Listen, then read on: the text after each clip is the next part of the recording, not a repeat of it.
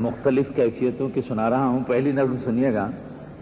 آپ نے اسکول جاتے ہوئے بچوں کو دیکھا ہوگا, میں نے بھی دیکھا ہے. میرا رد عمل کیا ہے, ایک چھوٹی سی نظم سن لیجیے. تبدیلی اس کا عنوان ہے کہ صبح دم جب بھی دیکھا ہے میں نے کبھی ننھے بچوں کو اسکول جاتے ہوئے انگلیاں ایک کی ایک پکڑے ہوئے اپنے بستوں کو گردن میں ڈالے ہوئے. صبح دم جب بھی دیکھا ہے میں نے انہیں مامتا ان کی راہوں میں سایہ کرے, ان کے قدموں میں خوشبو بچھایا کرے اور دیوتا ان کے ہاتھوں کو چوما کریں, من ہی من ان کی باتوں پہ جھوما کریں. صبح دم جب بھی دیکھا ہے میں نے انہیں میرا جی چاہتا ہے کہ میں توڑ کر ایک ننھے کی انگلی پکڑ کر کہوں مجھ کو بھی اپنے اسکول لیتے چلو تاکہ یہ تشنۂ آرزو زندگی پھر سے آغاز شوق سفر کر سکے.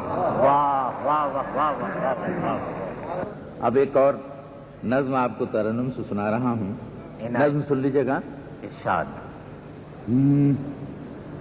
رات سناٹا درو بام کے ہونٹوں پہ سکوت, رات سناٹا درو بام کے ہونٹوں پہ سکوت, راہیں چپ چاپ ہے پتھر کے بتوں کی مانند, روشنی طاقوں میں السائی ہوئی بیٹھی ہے اور نیند آنکھوں کے دریچوں سے لگی بیٹھی ہے. رات سناٹا درو بام کے ہونٹوں پہ اور بس سنیے کہ دن کے ہنگاموں کی رونق کو پوچھے دیر ہوئی, دن کے ہنگاموں کی رونق کو پوچھے دیر ہوئی اور چاند کو نکلے ستاروں کو سجے دیر ہوئی. اب کسی چشم نگہدار کا خطرہ بھی نہیں اور وقت کے ہاتھوں میں اب سنگ ملامت بھی نہیں کہ دل جو مچلے تو کوئی توکنے والا بھی نہیں اور جسم پگھلے تو کوئی دیکھنے والا بھی نہیں.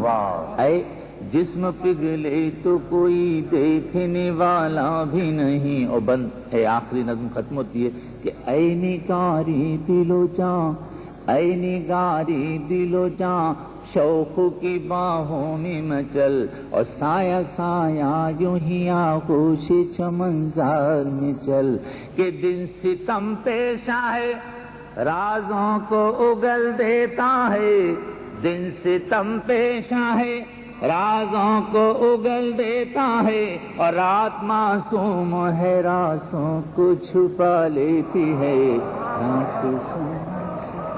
بہت اچھے بھائی.